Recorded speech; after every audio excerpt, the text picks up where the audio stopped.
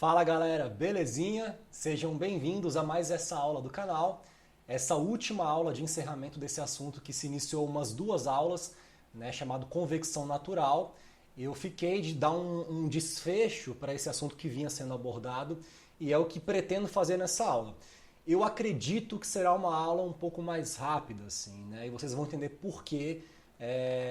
porquê disso. Assim. Eu preparei aqui antes de começar a aula uma lousa já, cheia de informações visuais, geométricas, equacionamento matemático, referência bibliográfica, vinculada ao tema. Assim. Então a gente tem já um material preparado, pronto, e a minha ideia é usar esse material, que inclusive eu acho que está muito bonito, né, para a gente ir navegando assim dentro desse assunto e tentando discutir algumas particularidades das diferentes geometrias que pertencem a esse rol de classificação de problemas de engenharia vinculados à convecção natural, tá? Então vai ser uma aula na qual eu vou fazer meio que não seria uma revisão, porque tem um pouco de assunto novo aqui, mas eu vou dar uma visão geral sobre as diferentes correlações matemáticas que utilizamos para quantificar os coeficientes de troca de calor por convecção para diferentes geometrias sujeitas a problemas vinculados à convecção natural. Essas geometrias aqui vão ser separadas, em problemas em geometrias abertas e em problemas em geometrias confinadas. São os dois tipos de classes geométricas de interesse, de aplicações práticas de engenharia vinculada a esse assunto. E no final eu vou resolver um problema aqui, exemplo, que está em aberto ainda, eu não comecei a resolver nada, para a gente meio que resolver aqui junto, assim, para tentar dar uma treinada na maneira de uso de algumas das correlações vinculadas a esse problema. Então, sem mais delongas, eu vou começar dando uma geral nessa primeira lousa que está já pronta. A vantagem de eu ter uma lousa digital é que eu posso dar um zoom e posso focar em detalhes específicos da lousa. Então aqui é o que farei, eu vou trabalhar com esse nível de ampliação, pôr minha cara aqui do lado, para a gente poder discutir as questões relevantes, e vamos fazer uma recapitulação assim, geometria a geometria, para a gente ter uma ideia geral sobre o que tem assim de correlação matemática disponível aí na literatura, para a gente começar a abordar alguns problemas de engenharia que envolvam convecção natural em diferentes geometrias, tá? Então eu vou começar pela placa plana vertical, que é um assunto que na verdade eu já falei sobre ele nas últimas aulas. Assim, eu comecei essa parte do curso falando sobre placa plana vertical porque é a geometria meio que de referência para a gente entender a física do problema, e alguns dos assuntos, algumas dos entendimentos, dos insights que a gente obteve para essa análise da placa plana vertical vão ser válidos para outras geometrias. O que a gente viu até o momento aqui é que se a gente tem uma placa vertical aquecida em torno de um fluido quiescente em repouso, esse aquecimento da placa vai promover uma variação no campo de massa específica do fluido ao redor da placa, que somada à presença do campo gravitacional vai induzir esse movimento ascendente desse fluido mais leve que vai subir por estratificação térmica.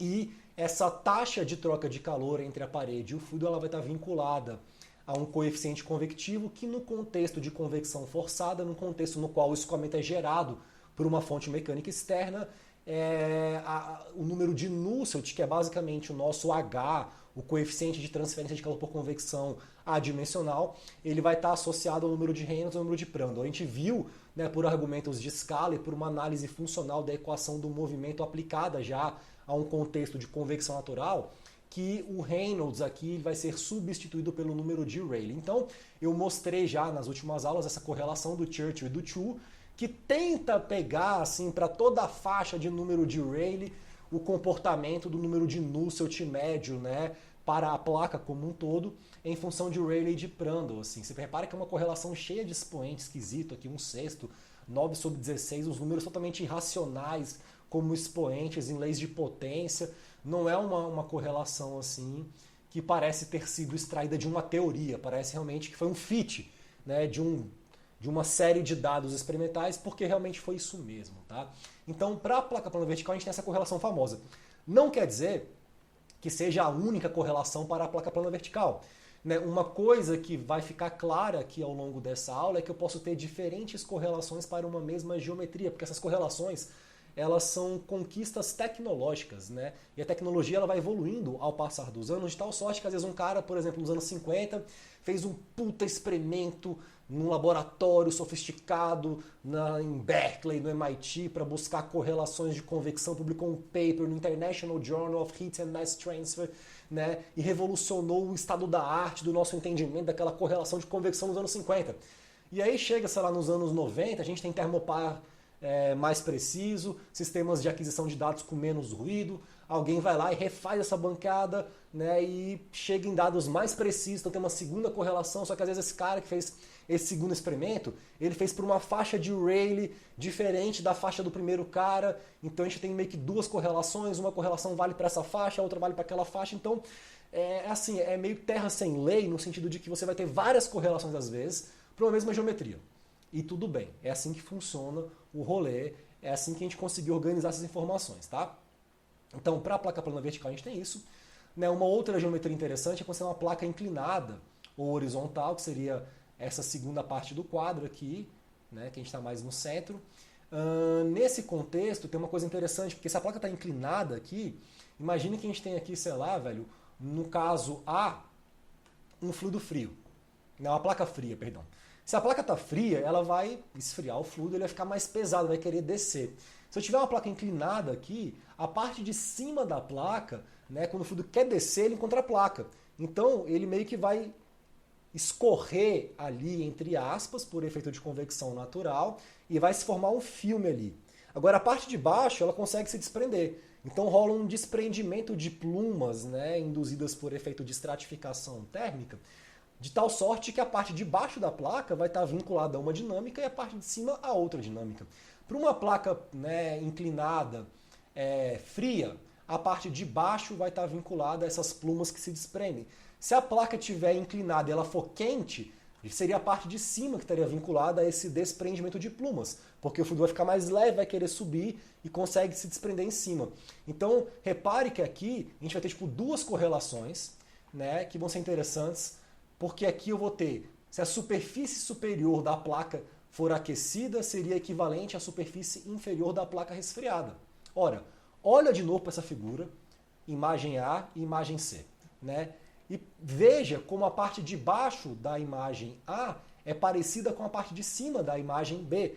Porque nesse caso é isso, a placa de cima está fria, a placa de baixo está quente. Então, em função da placa ser fria ou quente, o que seria baixo numa seria cima para outra em termos de equivalência fenomenológica do fenômeno que eu estou aqui abordando.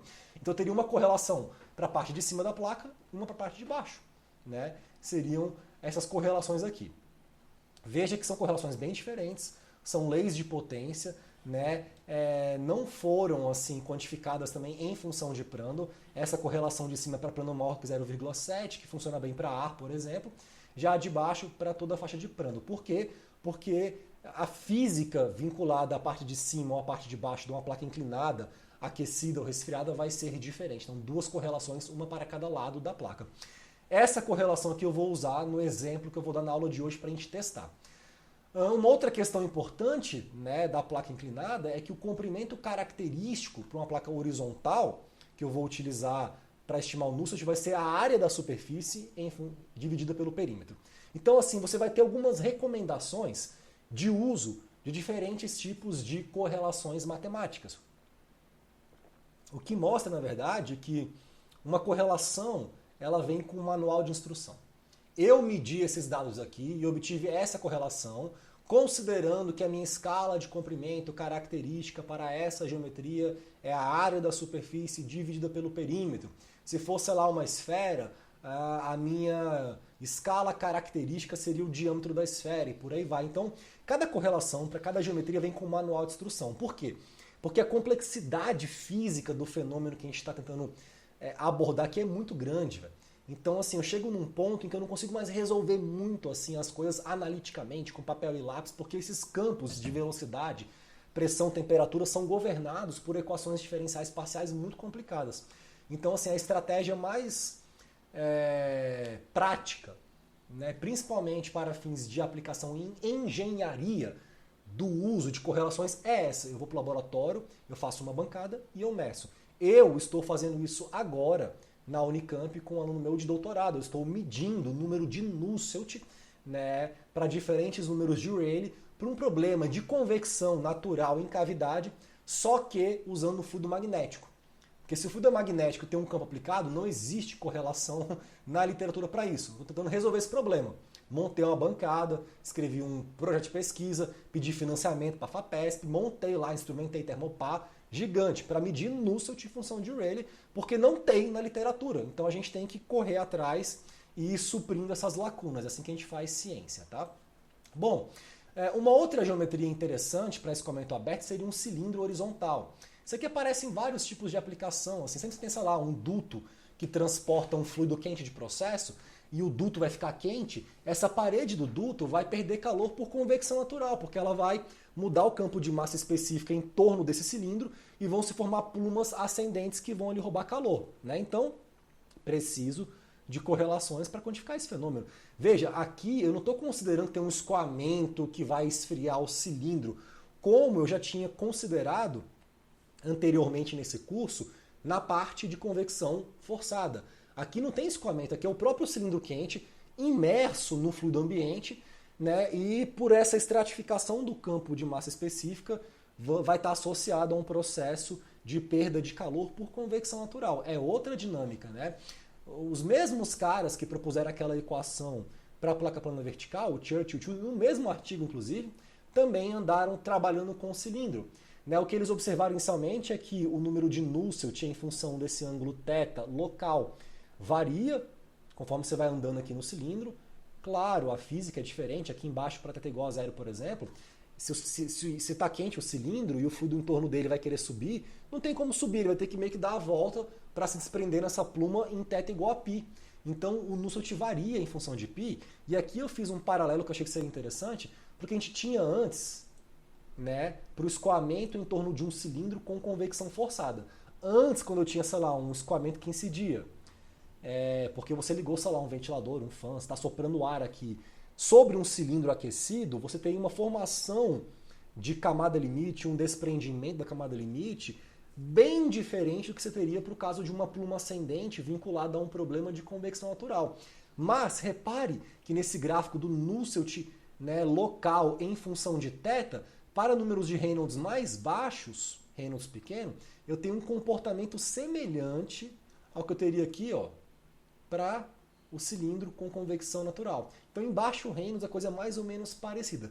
Claro, se você aumenta muito o Reynolds, né, gera essa transição de regime para um regime turbulento, a estrutura da camada limite turbulenta em torno do cilindro, ela modifica as dimensões da esteira através de um processo muito interessante, velho, que é conhecido como a crise do arrasto para escoamentos em torno de cilindros e esferas, nos quais essa energia extra de pequenos vórtices turbulentos aparentemente contribui para segurar um pouco mais a onda e evitar essa separação. Então, é por esse motivo que as bolas de golfe elas têm aquelas ranhuras na superfície, porque essas ranhuras elas antecipam a transição do regime de escoamento em torno da bola para um regime turbulento que tem essa capacidade de gerar uma esteira menor, e ali você tem uma diminuição no arrasto muito significativa que leva a um crescimento também no número de Nusselt local, porque essa diminuição de arrasto e vinculada às características desses desprendimentos de vórtices na esteira é um bom dissipador de calor. Então aqui a gente tem particularidades para esse escoamento em torno do cilindro em regimes de convecção forçada, né, que são bem diferentes do problema de convecção natural. Mais para baixo Reynolds, pelo menos a dependência funcional do número de Nusselt local com relação ao ângulo é muito parecida do que eu teria para um cilindro em regimes de convecção puramente natural. E aí, a correlação que eu tenho para quantificar esse cara é uma correlação também do Churchill do Chu, né, super esquisita ali. Inclusive, repare, velho, né, que ela é muito parecida com essa correlação da placa plana. Repara os expoentes aqui, ó. Rayleigh a 1/6, aqui embaixo esse Prandtl 9/16, 8/27, são os mesmos expoentes, mas com outros coeficientes. Aqui 0,6, aqui 0,825. Então, eles usaram o mesmo tipo de cara funcional, porque era o mesmo artigo, para outra geometria e foram só calibrando ali coeficientes, né? E isso aparentemente funciona bem para números de Rayleigh baseado no diâmetro menor que 10 a 12. Uma coisa importante falar, o erro associado a essas correlações ele não é pequeno não, tá? Dependendo da correlação e da geometria, é 10, 15% de erro, porque realmente é difícil estimar isso, pegar uma correlação universal para o cilindro, a gente faz o que pode, né? Por isso a gente tem aqui, por exemplo, uma outra correlação do Morgan, também para cilindro, mas com uma outra cara. Veja que ele propôs uma Power Law. C que multiplica o Rayleigh D elevado a N. Só que para várias faixas de número de Rayleigh, ele foi usando diferentes coeficientes de calibração e ele fala que essa correlação é boa. Então também assim, até o próprio processo de competição científica dentro dessa área, né, correlações de convecção, é muito naquela linha de você tipo, tentar montar melhores bancadas experimentais para chegar em correlações mais precisas, que sejam melhores que a do seu amiguinho, que publicou um paper, sei lá, antes de você, e propôs uma correlação, você vai lá e tenta melhorar. É mais ou menos assim que funciona a coisa, tá? Então aqui a gente viu já placas planas inclinadas, verticais e cilindros longos. A gente tem aqui uma correlação também para a esfera. Essa aqui eu peguei do Church 2002, mas essa aqui é um livro, na verdade, eu não sei a qual artigo original se refere a essa correlação para a esfera, mas repare que ela também é parecida com a do cilindro aqui, ó. Esse 9/16 que aparece no cilindro e na placa plana vertical do Church e do Chu aparece de novo na esfera aqui numa equação do Church de 2002. A gente tem também para geometrias abertas uma aplicação muito importante, deixa eu aqui pôr um zoom um pouco maior, que são esses canais entre placas paralelas, que ainda é uma geometria não confinada, porque pode entrar fluido por baixo e por cima, mas esse tipo de canal entre placas paralelas é muito usado em sistemas de aquecimento, resfriamento de componentes eletrônicos, slots de convecção, no qual você tem ali, sei lá, um canal e aí duas superfícies que podem estar uma quente e uma fria, ou as duas quentes, sei lá, e um fluido em torno dela mais frio, ou uma pode estar diabática, outra pode estar aquecida, pode ter diferentes combinações desse par de paredes paralelas, que podem estar tipo, verticais ou inclinadas, e aí aqui né, os experimentalistas da área perceberam que faria um pouco mais de sentido lidar com o número de Nusselt baseado na separação entre as placas, seria uma escala de comprimento representativa para a física desse problema. Repare como assim existem nuances né, na cara dessas expressões que estão sendo aqui utilizadas para modelar diferentes tipos de geometrias vinculadas ao mesmo tipo de problema físico, convecção natural. Então, assim, isso aqui é um universo, né? E a ideia dessa aula é tentar apresentar o que a gente tem, assim, para que vocês tenham pelo menos noção do que tem e de onde procurar. Então, nos anos 40, o Eilenbach propôs uma correlação para Nusselt em função de Rayleigh. Repare que aqui também o Rayleigh é baseado na separação entre as placas, né? Aqui o Nusselt também ele está sendo calculado em termos da quantidade de calor trocada entre as placas, porque muitas vezes é mais fácil você obter do projeto de engenharia Q, área, temperatura da superfície do que um H, mas isso aqui nada mais é do que a lei do resfriamento de Newton, onde a gente escolheu esconder o H nessa forma, tá? É uma conveniência para esse tipo de geometria. E aí, nos anos 80, em 84, o Bar-Cohen e o Rosenau propuseram uma outra correlação né, diferente para esse mesmo problema, no qual eles propõem constantes C1 e C2 que são tabeladas em função das condições de contorno da superfície. Ou seja, provavelmente deve ser uma correlação mais precisa, porque também é mais moderna, esse aqui dos anos 40, já desses caras dos anos 80, né? E nos anos 80 ainda, o Azevedo e o Sparrow propuseram uma correlação geral na forma de lei de potência para canais inclinados.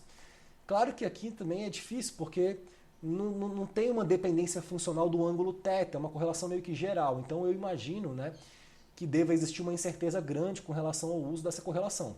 Mas é uma correlação disponível aí para você ter pelo menos uma estimativa da ordem de magnitude desses processos de troca de calor. Isso é o que a gente tem para convecção natural em geometrias abertas. placa vertical, placa inclinada horizontal, cilindro longo, esfera, canais entre placas paralelas, verticais ou inclinadas. Ponto. Agora a gente vai para um segundo tipo de categoria de geometria de convecção natural, que seria a convecção natural em confinamentos, né? Veja, quando você pega uma cavidade, fecha em todas as paredes, você modifica bastante o comportamento do escoamento ali dentro. Então, assim, existem particularidades para problemas em geometrias confinadas que você não vai ter para geometrias abertas, tá? Tanto nas soluções numéricas computacionais desses problemas, a gente é razoavelmente bom em resolver computacionalmente simulações de escoamentos em geometrias confinadas induzidos por efeito de estratificação natural. É uma área de investigação computacional que tem muita coisa, né? Porque quando você fecha essa geometria, você modifica a natureza da relação entre as condições de contorno do problema e as equações diferenciais parciais que você vai utilizar para resolver. Você muda as condições de contorno e essa mudança ela leva o seu problema a ser um problema parabólico para ser um problema elíptico. Né? O que seria parabólico e elíptico nesse sentido? Né? Um problema parabólico ele está associado a uma direção preferencial, que é a característica principal de escoamentos em geometrias abertas. Um problema elíptico ele tem uma natureza de não ser dependente de uma direção preferencial que carregue esse escoamento. Alguns tipos de instabilidades computacionais, quando você usa, por exemplo, elementos finitos para resolver problemas parabólicos, não existem em problemas elípticos. Então, assim, tem todo um campo de pesquisa computacional associado às particularidades que você vai obter quando você simplesmente fecha a tua cavidade. Então você muda bastante a natureza do problema. E a referência principal para a gente, em termos de uma geometria confinada, é uma cavidade retangular, é pegar uma caixa e fechar. Agora, essa caixa ela pode estar inclinada, então aqui eu vou até dar um zoom. Ela pode estar inclinada aqui com um ângulo tal, né? Ou ela pode estar horizontal ou vertical. Então tem três limites, né? Uma caixa horizontal, uma caixa vertical, uma caixa inclinada. Aí você fala, não, mas a caixa vertical e a horizontal é a mesma coisa, né? Não, porque aqui eu estaria usando essa terminologia vertical, horizontal, para me referir à direção do gradiente de temperatura. Então, para uma caixa horizontal, eu estaria com um gradiente vertical. Para uma caixa vertical, um gradiente horizontal. Então seria questão de você pegar, por exemplo, esquentar a parte de baixo e esfriar de cima, ou esquentar a parte de um lado e esfriar do outro lado. Isso vai mudar como a gravidade vai interagir com o sentido do gradiente de temperatura e vai mudar totalmente os padrões, assim, tá? Para uma cavidade horizontal, a gente tem uma coisa bem interessante, porque se você pega uma caixa de sapato e confina ali dentro um fluido, esquenta a parte de baixo, você tem que esquentar a partir, assim, até um certo ponto crítico para começar a ter força suficiente para induzir movimentos ascendentes e células convectivas dentro da cavidade. Abaixo de um número de Rayleigh baseado no tamanho da caixa, aqui a distância L seria essa separação, a altura, você não tem convecção, você tem condução pura. Então, a gente estima que a partir de Rayleigh maior do que 1708, eu tenho o início do processo advectivo, o início da formação de instabilidades que tem que subir e descer. E essas instabilidades aqui dentro, que produzem essa imagem maravilhosa que eu extraí desse artigo, né? Inclusive do pessoal aqui do Brasil, da Federal do Rio de Janeiro. Isso é um congresso que é o SILANCE, né? Que é o Simpósio Ibero-Latino-Americano de Métodos Computacionais, né? Engenharia, se não me engano, é um congresso famoso no Brasil. Essa galera mais da computação, né, fez uma simulação e eu extraí essa imagem desse artigo deles. Olha que coisa linda. Células tridimensionais convectivas associadas ao fato da parede de baixo estar quente e induzir esse movimento de subida desse fluido quente, que aqui em cima encontra uma parede fria, então ele se resfria e desce, e você tem tipo vários cilindros e células convectivas. Esse tipo de instabilidade a gente chama de instabilidade Rayleigh-Bénard. é um tipo de instabilidade clássica na mecânica dos fluidos, e a gente tem algumas correlações para isso, para a cavidade horizontal, como a do Globe e do Tropkin dos anos 50, que é basicamente esse modelo de lei de potência, né, Nusselt, função de Rayleigh e Prandtl para essa faixa de número de Rayleigh. Isso para a cavidade horizontal. Para a cavidade vertical, a gente tem outras correlações, aqui eu coloquei duas, que são correlações válidas para diferentes razões de aspecto da cavidade. Então, em função dessa razão, separação horizontal-vertical, eu vou ter diferentes tipos de mecanismos físicos ali dentro presentes. Repare que para cavidades entre 2 e 10, aqui o meu expoente do Rayleigh, né, aqui tende a ser um terço, perdão, aqui 0,28, aqui 0,29, aqui eu tenho já um expoente 1/4, 0,25, aqui um expoente 1/3, 0,33. Então esse expoente do Rayleigh, ele varia de 1/4 a 1/3, passando por um range de valor que é afetado pela razão de aspecto da cavidade, o que é bem interessante. Aqui eu peguei algumas imagens de simulação de um amigo meu, de um colega meu, né, brasileiro, que está fazendo agora doutorado no Texas, o Ivan. O Ivan, que é colega de pesquisa aí, ele fez uma simulação computacional para diferentes números de Rayleigh de uma cavidade quadrada, né, e vejam como as linhas, o campo de temperatura e o campo de velocidade são fortemente afetados pelo número de Rayleigh. Então, assim, o número de Rayleigh muda muito as características dos padrões de movimento dentro da cavidade, o que afeta como você vai ter esse mix, essa mistura do fluido ali dentro que vai roubar calor da parede quente e levar para a parede fria. Então é um problema bastante complexo, por isso uma multiplicidade de correlações matemáticas. Peguei só algumas aqui, né, para que vocês tenham noção do universo que é isso daqui. E finalmente, para convecções de cavidades inclinadas, a gente tem essa correlação do Hollands, né, dos anos 60, junto com outros colegas, que depende desse ângulo θ, deve ter um nível de imprecisão alto aí, né? Tanto é que tem uma simbologia aqui, velho, né, um ponto em cima do parênteses, que é uma simbologia que eles usam nesse artigo para se referir a um comando que é quando esse valor aqui ficar negativo e bugar a equação, você põe positivo. Então põe esse pontinho como uma observação, porque a própria correlação ela pode levar você para lugares bem estranhos de valores numéricos do número de Nusselt. Mas é o que temos para hoje, né? Então isso aqui para cavidades retangulares.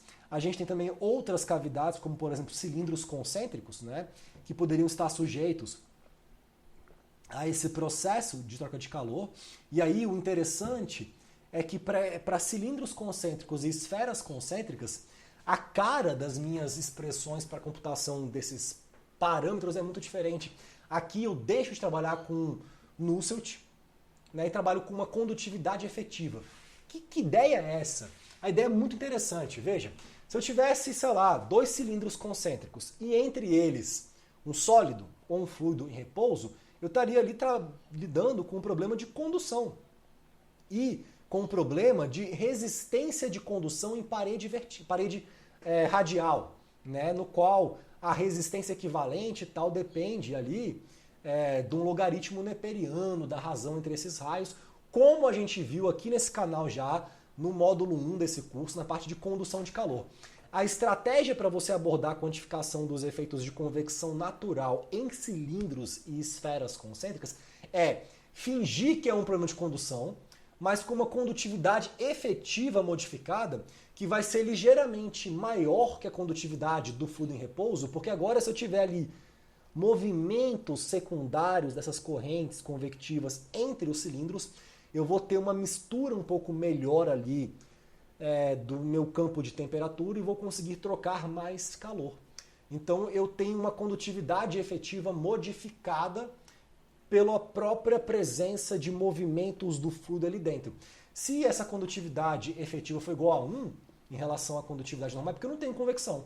Se for um pouquinho maior do que 1, é porque a convecção está me ajudando ali a roubar calor.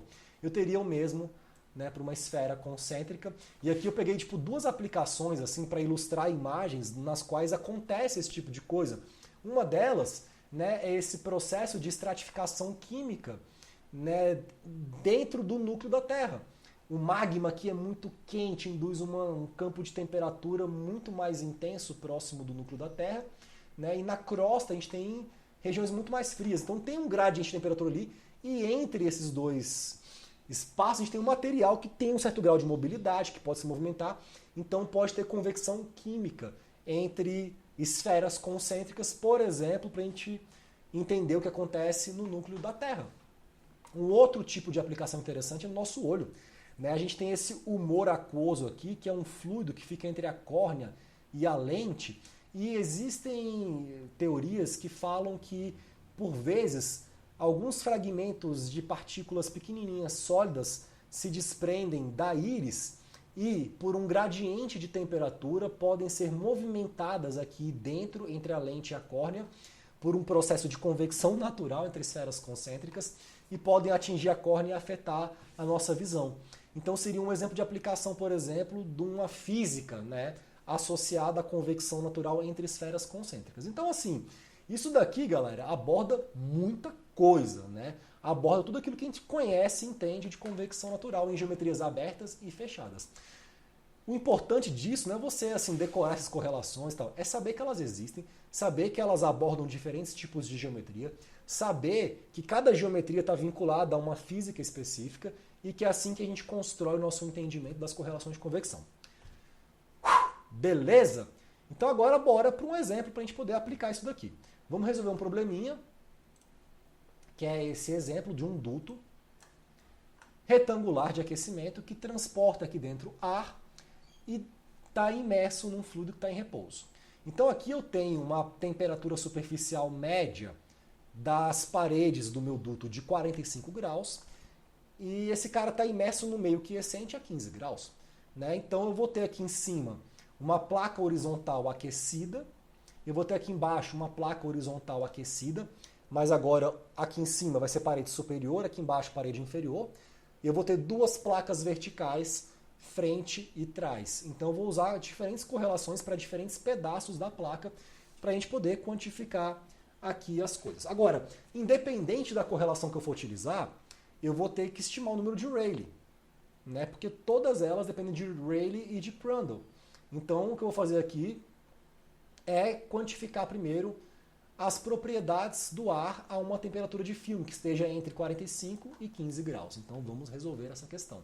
Né? Eu não sei se eu li o enunciado inteiro, mas a ideia é determinar o tanto de calor que esse duto vai estar perdendo por unidade de comprimento, porque isso pode ser muito útil para você, por exemplo, dimensionar um sistema de isolamento térmico desse duto, que pode estar ali transportando um fluido importante num processo industrial ou mesmo, talvez, só ar-condicionado mesmo, né, de um sistema predial, enfim. Tem aplicações de engenharia aqui, vamos estimar essa perda de calor. Então, inicialmente, vamos começar aqui quantificando as propriedades desse cara.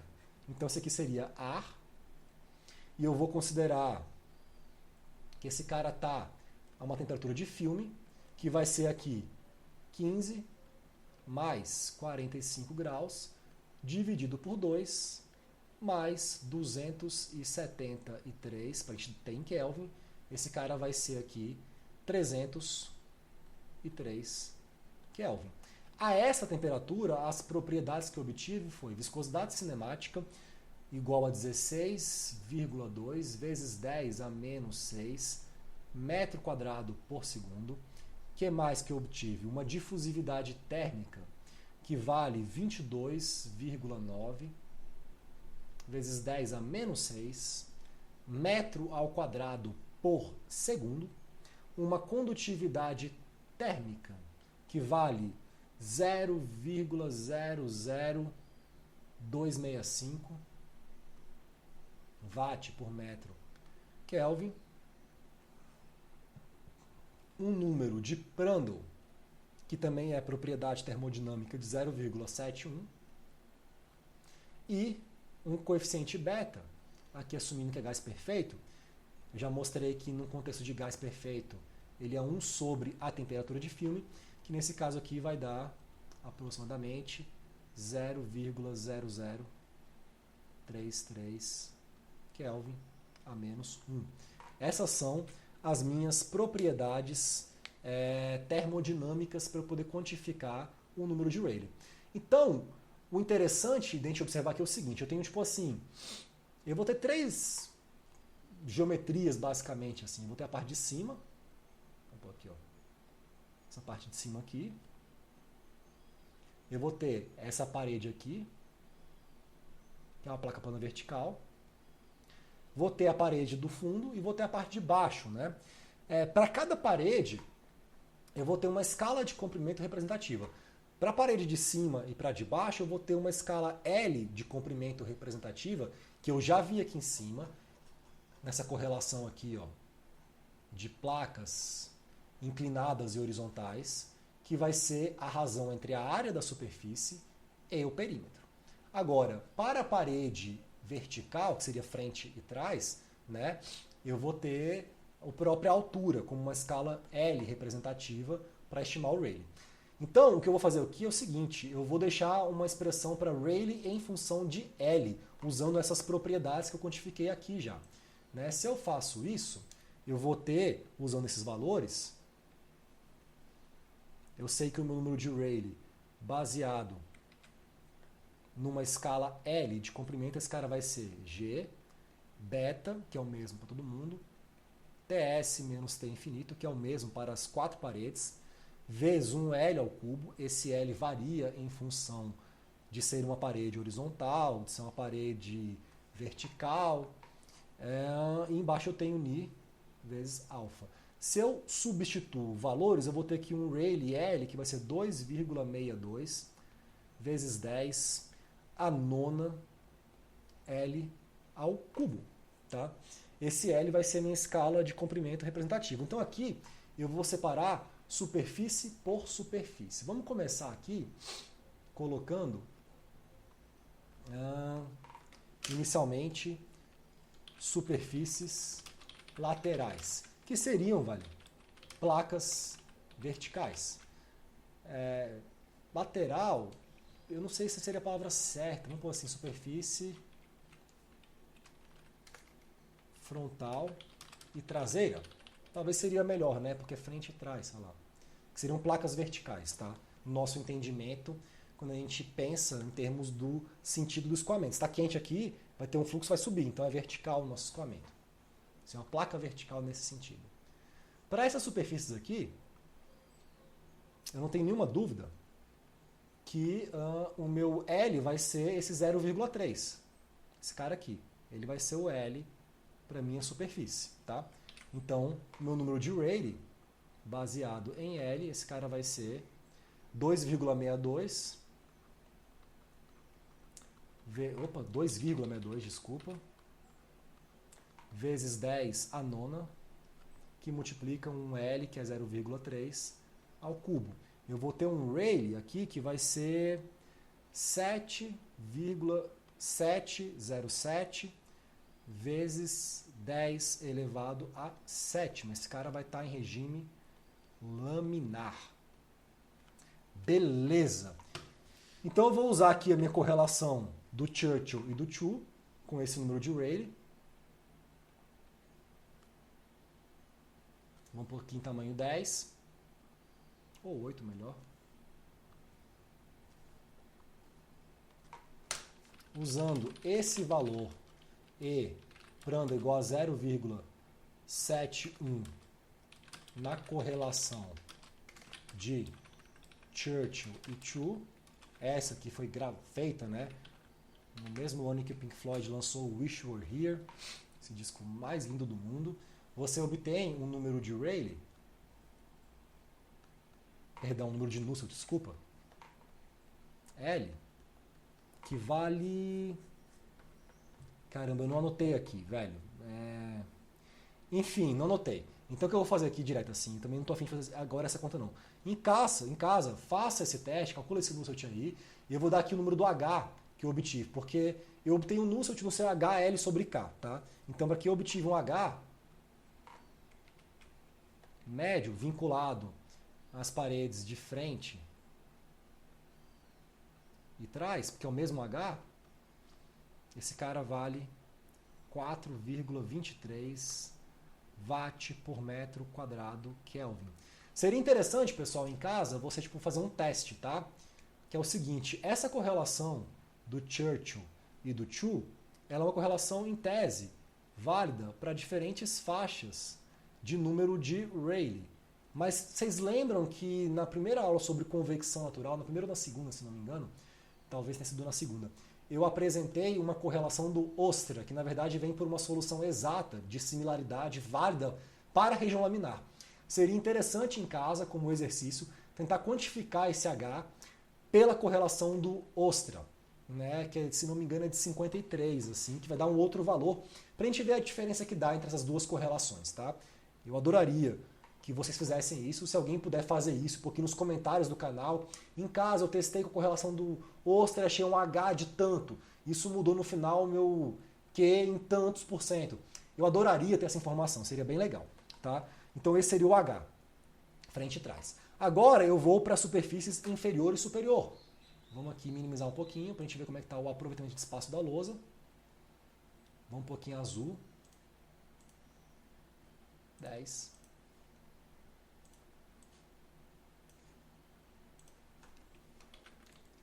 Vou pôr até maior assim, vou pôr 12. Superfícies inferior e superior. O legal aqui é que para cada uma dessas superfícies a gente vai ter uma correlação diferente. Tá? Então deixa eu fazer o seguinte, eu vou pegar, sublinhar só essas duas aqui e fazer um puxadinho aqui para a gente colocar as correlações que eu vou utilizar para cada uma das superfícies e a gente vai evoluindo o quadro da esquerda para a direita. Para a superfície inferior, vamos olhar para cá. O que eu vou ter é o seguinte, a placa está quente, então eu teria isso daqui, o caso D. Esse aqui seria o caso da superfície inferior ou superior, assim, né? Eu tenho uma placa horizontal, ela está quente, então a parte de cima vai estar vinculada a esse desprendimento de plumas, a parte de baixo vai ter uma estagnação aqui do fluido, que vai ficar mais difícil dele se desprender dali. Então eu teria, né, essas duas correlações. Para a parte de baixo, seria a superfície inferior de uma placa aquecida.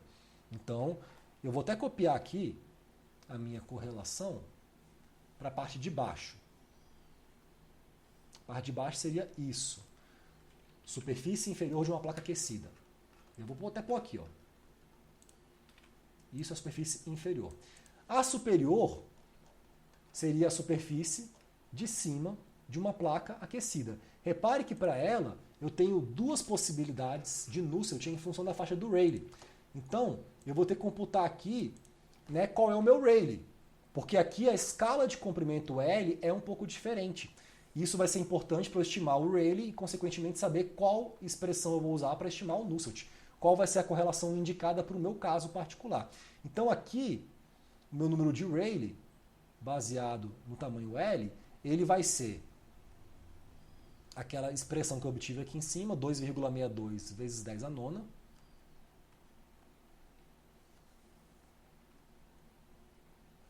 E qual que vai ser o L? Deixa um pouquinho um zoom maior.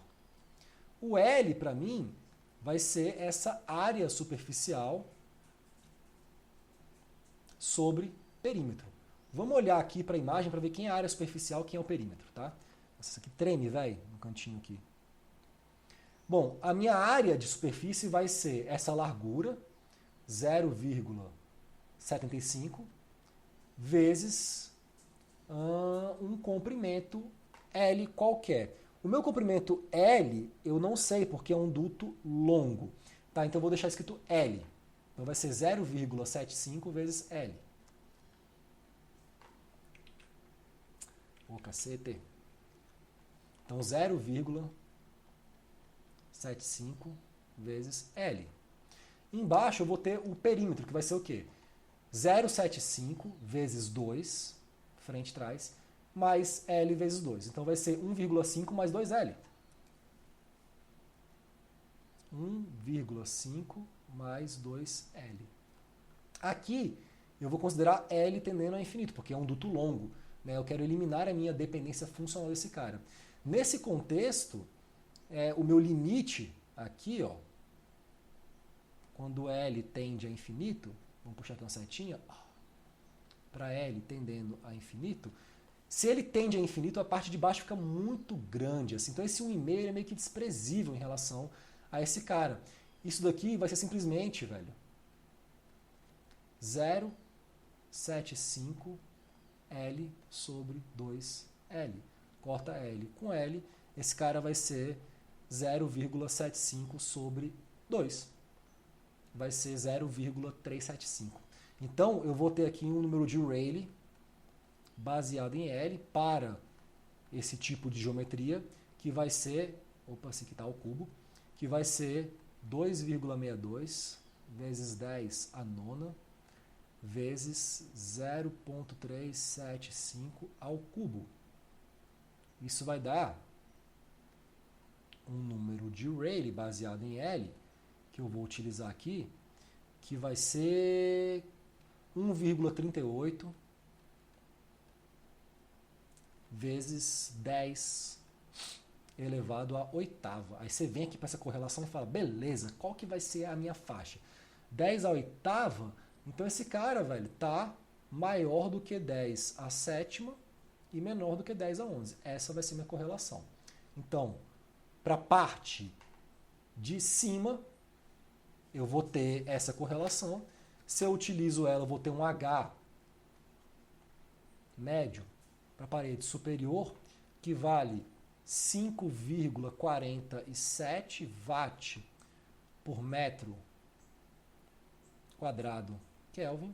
E usando a correlação indicada para a parte de baixo, que vale independente do meu número de Rayleigh, eu vou ter essa correlação aqui, eu vou chegar no H barra da parede inferior, que vai valer, segundo as minhas contas, depois vocês chequem isso em casa, 2,07 watts por metro quadrado Kelvin. É interessante você observar que a parte de baixo tem um H muito menor, né? E aí você fala, poxa, isso faz sentido? Vamos olhar para a geometria aqui. Veja, é um retângulo. Ele está quente, velho. O ar em torno dele está frio. Então esse cara aqui, velho, vai esquentar, todo mundo vai esquentar. O cara que está aqui embaixo, quando esquentar, vai querer subir, porque vai ficar mais leve. Só que ele fica meio que preso aqui, porque tem uma placa, né? Então rola meio que uma estagnação aqui do flow. É difícil pegar esse calor e roubar, né? Então o H aqui vai ser baixo mesmo. Em cima, esse cara fica quente, ele começa a subir. Ele tem para onde ir, então ele vai, sobe, libera espaço para entrar ar mais frio aqui, e fica nesse movimento contínuo, roubando calor na forma de plumas ascendentes. O H aqui em cima vai ser maior, né?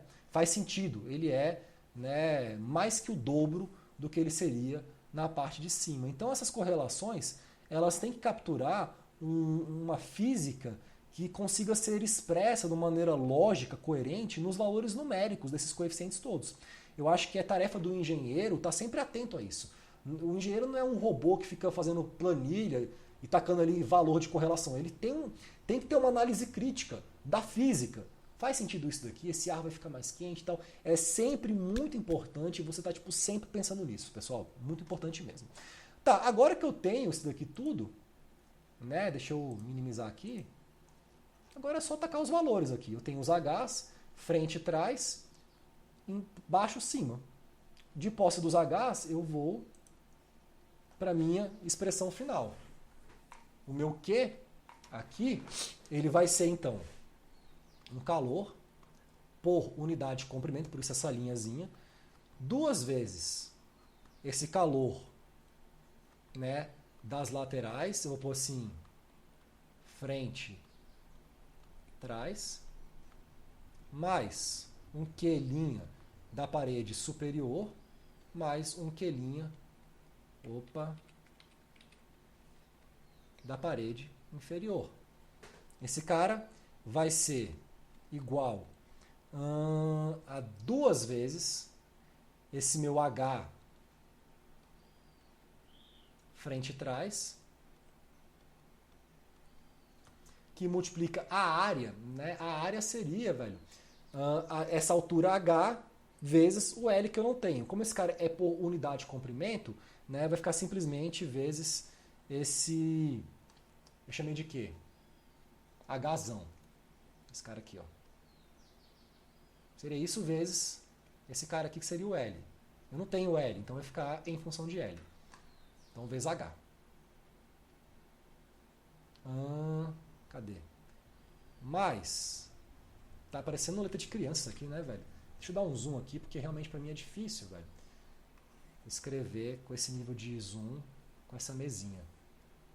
Beleza. Então, frente e trás. Inclusive, deixa eu ver aqui uma coisa. Vem pra cá. Zoom. Fica bem melhor pra mim isso daqui.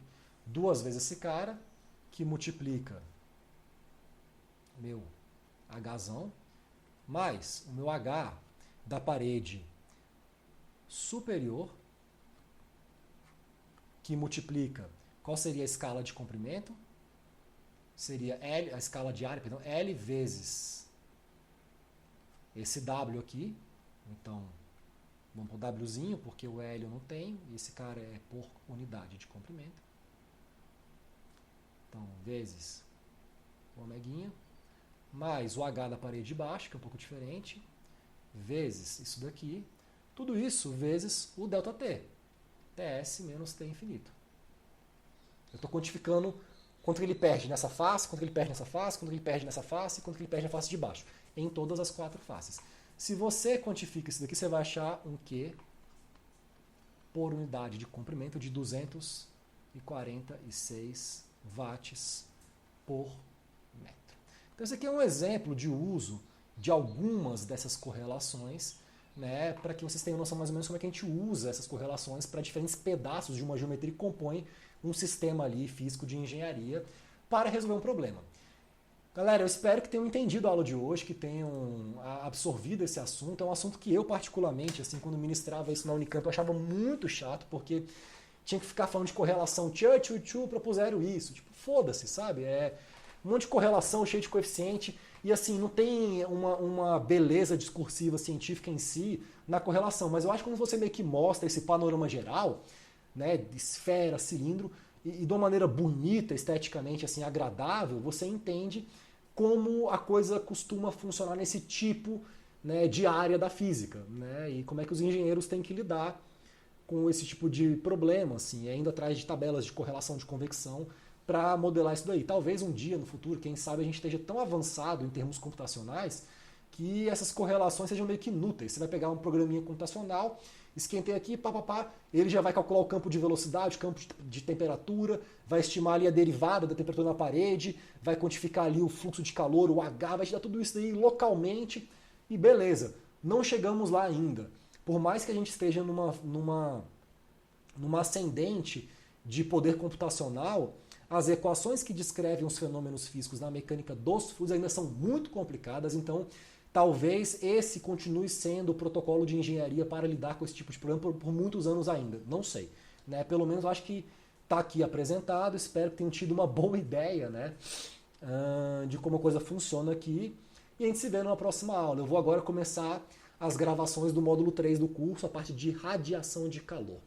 Gratidão pela presença na aula de hoje e até a próxima aula, galera. Um beijo no coração de vocês.